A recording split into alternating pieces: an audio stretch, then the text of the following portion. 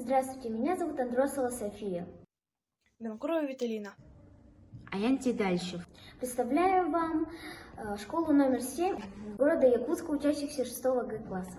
Тема нашего проекта – создание короткометражного мультфильма в домашних условиях. Тема создания мультфильма особенно актуальна в наши дни, потому что кино давно и прочно вошло в нашу жизнь. Почти каждый ребенок с раннего детства знаком с телефоном, планшетом.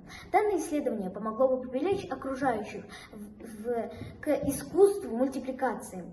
В 6 классе изучаем предмет культуры народов Севера Якутии. Учебник монотонный и без цветных рисунков. Такое учебное пособие может легко отбить интерес и всякую охоту заниматься предметом. Исходя от данной проблемы, задались вопросом, можно ли создать мультипликационное приложение к этому учебнику. Какие приспособления и материалы необходимы для его создания.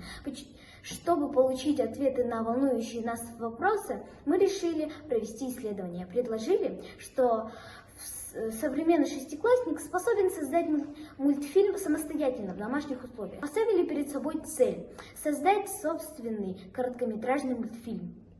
Мы провели опрос с целью выявления знаний одноклассников о создании мультфильмов и предложили 7 вопросов. В опросе участвовали 11 человек. Из них 10% отечественные, 90% иностранные. Появились мультфильмы, не знают 63%, но знают, как создаются мультфильмы 72%. Самостоятельно снимать пробовали 20%. Большинство учащихся хотят научиться создавать мультфильм. Для создания мультфильма нам потребовалось некоторое оборудование: камера телефона, ватман в качестве фона, пластилин, краски. Собрать мультфильм мы решили с помощью бесплатного приложения на телефоне Stop Motion Studio, которое предназначено для создания мультфильмов.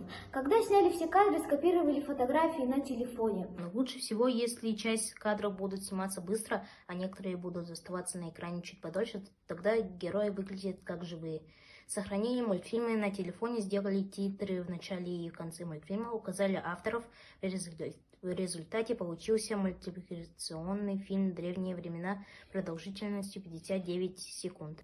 В процессе создания мультфильма мы учились работать в команде дистанционно и развивали свои творческие способности. Таким образом, наша гипотеза подтвердилась. Современный шестиклассник способен создать мультфильм самостоятельно в домашних условиях, если предоставить ему необходимые материалы. Мы сумели достичь цели нашего исследования, смогли создать свой продукт. В будущем мы планируем продолжить создавать мультфильмы как цифровое электронное пособие для учебника по КНРСЯ, а также изучить компьютерные программы для создания более сложного и интересного мультфильма.